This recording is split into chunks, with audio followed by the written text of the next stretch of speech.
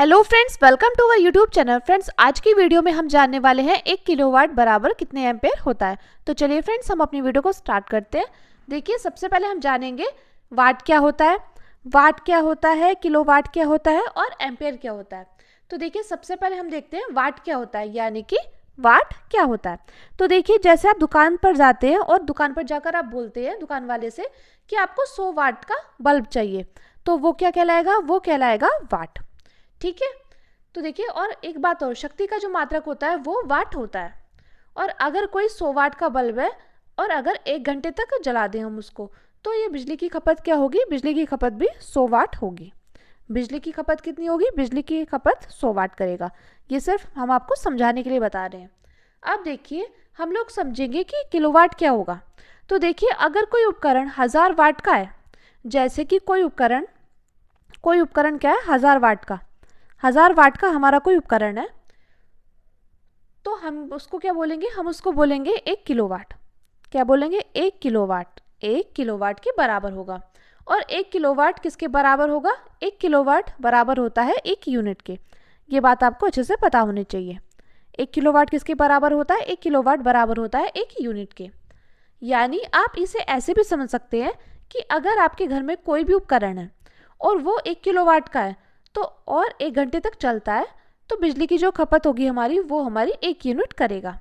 तो आपके घरों में जो बिजली बिल आता है वो आता है यूनिट के हिसाब से। किसके हिसाब से, वो आता है यूनिट के हिसाब से। अब देखते हैं एम्पेयर क्या होता है। अब हम जानेंगे एम्पेयर क्या होता है। तो देखिए, जिस तरह से हम वजन को किलोग्राम में मापते हैं, उसी तरह से हम विद्युत धाराओं को किस में मापते हैं, वो मापते हैं हम एम्पेयर में। यानी कि हमें क्या निकालना है, हमें यहाँ पर एम्पेयर निकालने के लिए सबसे पहले हमें क्या पता होना चाहिए, सबसे पहले हमें पता होना चाहिए वोल्टेज। तो देखिए, आमतौर पर जो घरों में जो बिजली आती है वो आती है 220 वोल्ट से 230 वोल्ट के बीच में होती है। और अगर आपको वोल्टेज और वाट पता हो तो आप बिल्कुल आसानी से एम्पेयर पता कर सकते हैं। और देखिए, करंट कितने प्रकार के होते हैं, करंट होते हैं हमारे 2 प्रकार के। एक तो होगा हमारा एसी करंट।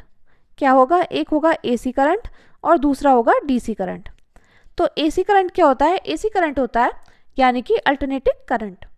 हम लोगों के घरों में जो करंट आता है वो होता है एसी करंट। और देखिए, डीसी करंट क्या होता है, डीसी करंट होता है यानी कि डायरेक्ट करंट। तो देखिए, डायरेक्ट करंट जो कि इन्वर्टर से जो करंट आता है उसको क्या बोलते हैं, उसको बोलते हैं डायरेक्ट करंट। मैं उम्मीद करती हूँ फ्रेंड्स आपको इतना अच्छे समझ में आ गया होगा। अब देखिए, इसको निकालने के लिए आपको क्या करना है, यानी कि आपको एम्पेयर को निकालने के लिए क्या करना होगा। आप जानते हैं 1 किलोवाट बराबर कितने वाट होते हैं, 1 किलोवाट बराबर होते हैं 1000 वाट। यानी कि आप यहाँ पर लिख देंगे 1000 वाट। अब 1000 वाट को वोल्टेज से क्या कर देंगे, भाग कर देंगे।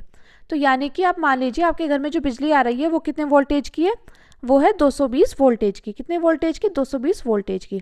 अब देखिए, इसको हमें अभी ऐसे ही नहीं काटना है, इसे हमें क्या करना है, यहाँ पर हमें 220 के साथ जो गुणा करनी है वो करनी है पावर फैक्टर की, यानी कि 0.8 की। तो हम क्या करेंगे, यहाँ पर आ जाएगा 1000 वाट बटे में 220 वोल्ट गुणा 0.8, यानी कि पावर फैक्टर से जब हम गुणा कर देंगे तो कितना आ जाएगा, 176 वोल्ट। अब देखिए, जब हम इसको इससे भाग करेंगे तो कितना निकल कर आ जाएगा, तो ये हमारा निकल कर आ जाएगा 5.68 एम्पेयर। तो देखिए, अगर हमारे घर में जो बिजली आ रही है वो 220 वोल्ट की है, तो कितनी एम्पेयर निकल कर आएगी, तो 5.68 एम्पेयर निकल कर आएगी। और अगर मान लीजिए एम्पेयर का मान जो डिपेंड करता है वो किस पर डिपेंड करता है, वोल्टेज पर। और अगर मान लीजिए कि आपके घर में जो बिजली आ रही है वो कितने वोल्ट की है, वो है 230 वोल्ट की, तो उससे निकालेंगे। तो देखिए, 1 किलोवाट में कितने वाट होते हैं, 1000 वाट होते हैं, 1000 वाट। ठीक है।